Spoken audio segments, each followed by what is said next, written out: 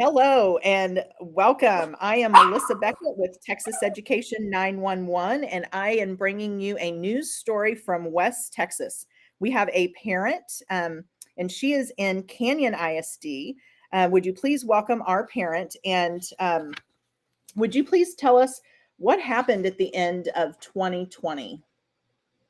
Um, uh, well, it's kind of a long story, but um, basically, my daughter, who's an athlete at this one of the high schools in Canyon ISD, was for 2 years, but you know, I guess this was her junior year, and she had been repeatedly harassed by her coach. She was seeing a counselor. She just, this has gone on for 2 years. I had documented incident after incident, had tried to solve the problem directly with the school and the athletic directors, and really there was no success with that. So, my only option was to file a local grievance. So I filed the level 1 grievance with Canyon ISD, and that was in December of 2020. And I included all my documented incidences. And so then I guess that was right about the time there was the holiday, Christmas break, came back. Well, my daughter come back in January after, the break. She basically during the months of January and February of 2021, her coach, basically, I think what the school district was trying to do was trying to find a way or story to come up with to, I guess, retaliate against us. And he, at least on this coach at her high school, entered her locker room. She'd always eat lunch in the locker room by herself, usually because she liked to have her alone time and eat lunch in peace. Well, at least a half a dozen times he showed up in the locker room, basically harassing her and looking around and, knowing that she was in there alone eating lunch. And so, what, I guess that, this happened many times. She'd come home and tell us about it. She thought it was really strange, but I guess they're probably at the end of February, beginning of March, we got a call from CPS, and the report was that she was not being fed, that she was being starved because this coach couldn't find trash in the trash can in the locker room at lunchtime. So he was claiming that she was not eating and not being given food. But my daughter, she was eating lunch in there, but a lot of, she usually, what she did is she carried fresh foods in containers, usually is what she ate at lunch. So she didn't have a lot of trash in the trash can. So that was one of the complaints one of the complaints filed against us with the CPS issue. And then the other complaint was that she was being punished because she's a runner. She's a long distance runner. The complaint was that we were punishing her by making her do 12-mile long runs, which, you couldn't punish my child to run. She loved to run. And, but so that was basically the complaint from CPS. And CPS, I mean, I thought it was absurd. I was just kind of blown away whenever, the CPS social worker called us. I just was just kind of like, wow. But anyway, she came out to the house. She was very nice. She immediately thought the complaint was ridiculous and retaliatory, from what she told me. They came out to our house, found out that, there was food everywhere in our house. Our kids were not being starved. They were being well taken care of. And, it was really a waste of her time and resources. And that was kind of the indication that she gave to me. So, yeah, she luckily, she was a really nice lady. And I asked her, who exactly, I mean, because I was just kind of like, who filed this or who called in this complaint? Um, and she said, well, I can't tell you. I can tell you that it was somebody from Canyon. She did tell me it was from somebody from Canyon ISD, but she couldn't give me the name. So that's basically what happened. Uh, uh, so, nothing ever came of that. Basically, we were cleared of that. It was just kind of a waste of time and resources. But when I went to the level 2 grievance sometime shortly thereafter, I brought that up, you know, really nothing was, you know, they kind of, denied the whole situation. And, uh, I guess they really didn't see anything wrong with what happened. They actually, acted like they had nothing to do with it. And then we went on to the level 3 grievance, which took place, I think, in May of 2021. We went in front of the school board, and, uh, that was brought up. And the assistant superintendent was like, no, that was just some anonymous person that reported that from the school district. And they reported it to the bridge in nearby, which is like a children's advocacy center. They basically, acted like they had nothing to do with it. So, um, uh, nothing ever came of that. In the level 3 grievance, they really didn't care. They, you know, I guess the board unanimously like voted against us and our wishes to protect our child. And, yeah, just, that. What were the wishes? What were you asking for to protect your child? Well, at the time I was asking for that another another running coach there at the school, to train my daughter, because this had been going on for 2 years or over 2 years straight. And at the time I didn't know that the federal 504 could actually help protect my kid. I mean, I guess we don't really go about looking for any way we can to protect, that way. That, we had to end up hiring a lawyer after that grievance, and to continue fighting for our daughter. And it went into, that's the next step that we took to protect my daughter. So, and nothing ever really came of that either. So, Is she, she's a couple years older now. And if I mhm. remember, you told me that I think she's a senior now. She is now in college. She just finished her freshman year of college. Okay, good. Was she able to continue to run the last couple years competitively, or did this impact? She tried to, but eventually her last semester, she did not run the cross country season, her senior year, because of this issue. It was not resolved. The school did not care. She was like, a Division I collegiate type runner. The school did not care. They did not find a way. They said, oh, well, you're going to continue training with this coach or you're not going to run. So she chose not to run that cross country season. But then she wanted to run track. She did run cross country races like on her own, but, unattached, but she could not run with the UIL.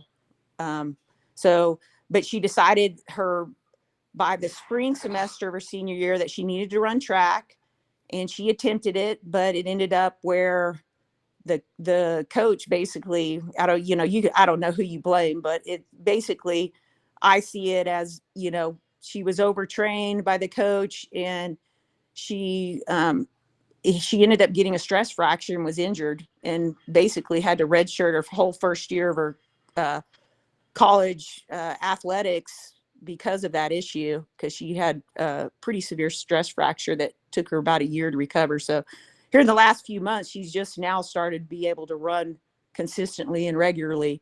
So, but yeah, And when she was a state champion, a couple times over at least.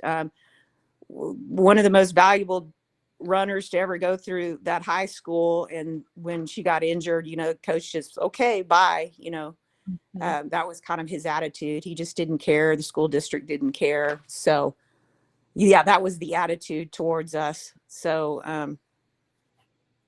and so you nothing. filed as kind of a summary back in December 2020. The coach was behaving inappropriately. He was coming into the locker room and Yes, where your daughter was, which is not an appropriate place for a male coach to be, in a female locker room. And he exactly. was being inappropriate with training. It sounds like he wasn't recognizing when he was pushing her too far. Were there Um, any other, like, documented in, you mentioned that you had several documented incidents. Were there any other documented incidents that you wanted to bring up, or do they all kind of fit into those two categories?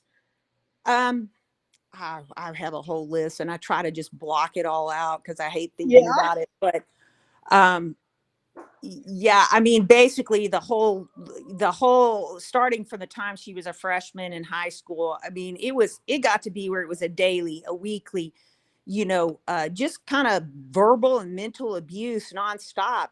Just trying to beat her down. And she ended up she was in counseling for a year and a half, 2 years, trying to deal with these issues, just so, because she was a stellar athlete.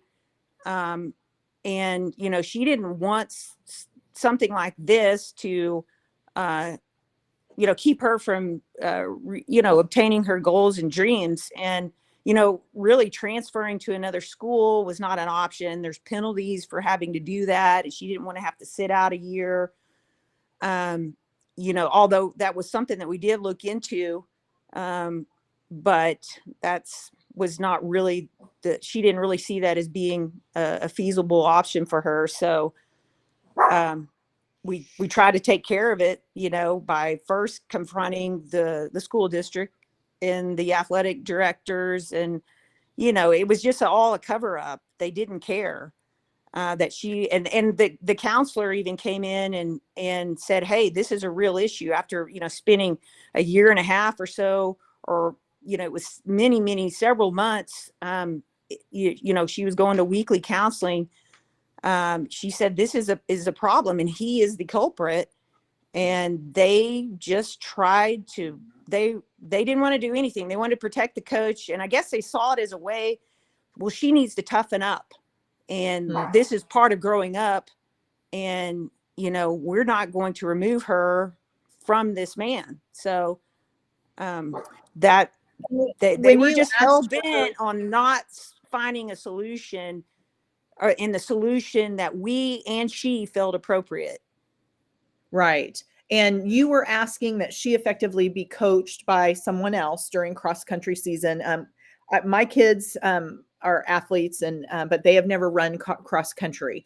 So just so that I can understand a little bit, is for a high school the size of Canyon ISD, is there just one coach for cross country, or is there like a head coach and assistant Well, coaches? I That was work? asking that the boys coach her, and they would not. They said that was not possible. But then again, too, she was kind of an exceptional runner. She could run with a lot of the boys anyhow. It could have easily been done, but it wouldn't have been a good image for the coach. And so they were like, no, that we're not going to do that. And we don't really care about what the problems that your child has been having with this particular coach. Right. And so you weren't asking for him to be fired. You weren't asking for them to go No, hire a new coach. no. You were asking them to effectively allocate resources slightly different, so that Mm. she could be protected. And so it's interesting because we have parents all across the state who continue to run into these brick walls with the school districts, even when the Mhm. parents are coming with very valid concerns. And even if they wanted to try to say, she needs to be tougher, you're just being a difficult parent, you have a counselor that is stepping up and saying the coach is part of the problem. And so effectively you had corroborating evidence that you weren't just being a difficult parent or an overbearing parent, which Mhm. I think they oftentimes try to make all of us out to be. Yeah, And so, they were trying. Yes, exactly. The whole process, they were trying to demonize me in particular and my husband, that we were the problem. I guess that's why they felt it necessary to call CPS so they could find some way to demonize us and make us look like we are the problem. But they failed at that. They couldn't find anything, wrong in our household. It was just it was ridiculous, like the social worker said. So Right. And then in addition, obviously, of just the whole grievance process, the fact that some employee from Canyon ISD actually filed a complaint with CPS, which was obviously retaliatory. oh And yes, that's a whole nother level of inappropriateness by the school districts, and we are actually seeing that all across the state. Parents are being targeted, and there is a good piece of legislation that we're hoping will cross the finish line this session that will keep people from being able to report to CPS anonymously. And that would be a really big deal. Their identity would be kept confidential, but they would have to identify themselves if they are going to file a complaint against someone and get yes, CPS out to their house effectively. And that should go a long ways in curbing a lot of this retaliatory stuff that's happening with CPS and school districts. They're basically weaponizing CPS to try to silence parents. And so I'm exactly, so sorry that you guys had to endure that, that your daughter had to endure that. It's unacceptable, and I'm sorry that the way that the district behaved couldn't be a meeting of the minds and trying to do what is best for your daughter, because you guys obviously were not asking for something that was inappropriate or something that a school district shouldn't have to try to do and accommodate. And it would have only made her a better runner. If she was running with the boys, it would have only made her stronger. She would have become faster exactly, because it would have pushed her to be faster, and it would have made exactly. Union ISD that much better. Yeah, And yeah, I just don't get that. I just don't get my whole experience with, unfortunately, because I'll be honest, I grew up in Canyon ISD schools, and I just it's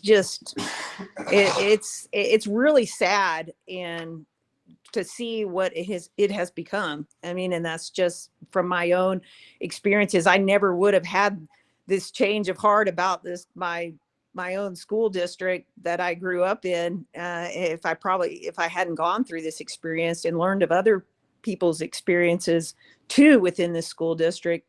I know this is not the first time that that this is kind of a regular occurrence. This pushback on parents within this school district. So it's really disappointing because this is kind of like, this is my kind of my hometown that I moved back to. So, right. and it's just, Um, it's shocking. It's really shocking. And I just feel like what is happening here, where, the schools are not about the children anymore. And they want to demonize and weaponize the parents, to make sure, kind of, you know, I just feel like they don't want to work in collaboration with the student and the parents. They want to control the students. They want to control the parents, and make us feel like, when reach a difficult point, that we have no power. We have no rights. And I'm like, our tax dollars go here, and yeah, but they don't see it that way. Well, if you don't like your kid in public school, then you should go somewhere else and find some other option. We're not going to accommodate you. We do things a certain way, and we're going to do it our way. And it's about us. It's not about the children. Right. And that's so unfortunate. One of the things that parents across the state have been basically begging lawmakers to do is to create what's called an ombudsman. And that's kind of a weird word, but Mhm. it's used in other areas. Like if you have a mom or a grandma in a nursing home and you go in and you see that they're being abused or the laws aren't being followed, you actually have a phone number you can call. You can call the state ombudsman, and they basically come and do an independent investigation and hold the nursing homes accountable.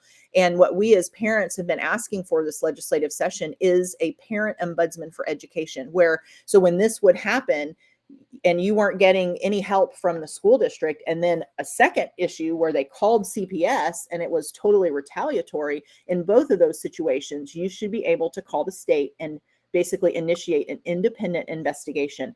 And until we have something like that, no matter how much we change the education code and try to improve the laws, we are not going to be able to protect parents and children. Exactly. And that was my experience. The next step when we were in this process, through the grievance process, and then after the grievance, we hired an attorney to, use a federal 504 to get what my daughter needed, the relief that she needed. But the whole process, it was the exact same people within the administration handling every step of the way. There was no independent investigation, no independent outside person, taking care of the next step. It was just the same people, the very same people in each step of the grievance process. And even when there was a so-called impartial hearing for the federal 504, they hired their lawyer, we had our lawyer, and it was the same people that were handling the situation in the grievance process from the school district.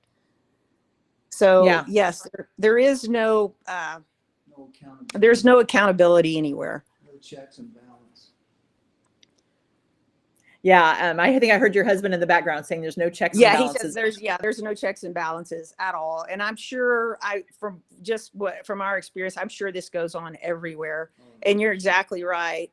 We do need to have the opportunity to have independent investigators come in and look at things objectively to bring some accountability to Canyon ISD and other school districts.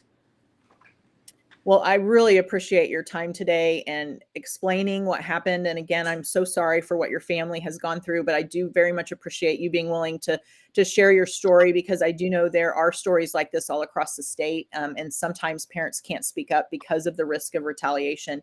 And so thank you for being so brave. And thank you for, we have talked in the past, and you came and testified at the Capitol, and that's what we need right now. Is we need parents that are standing up and kind of sounding the alarm bell, so that our legislators can no longer ignore what is really going on. And so thank you again for yourself, for your husband, and I pray everything works out well with all of your family, and that hopefully all of this that you guys have gone through has just made you stronger and more resilient and more determined. And again, oh thank you yes, so and that's exactly what the kind of example. At first when we went through this with our kids, I was just like, is this really?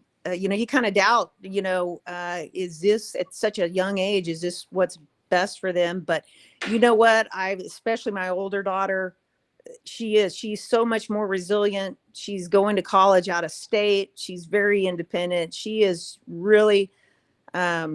I think this whole situation has really been for the better for her, and has made her a stronger person, and, made her realize, who she is and what she's capable of. And looking back now, I wouldn't have changed a thing. So I just encourage other parents to stand up, and take a stand, without fear, and, without fear of intimidation and retaliation. So,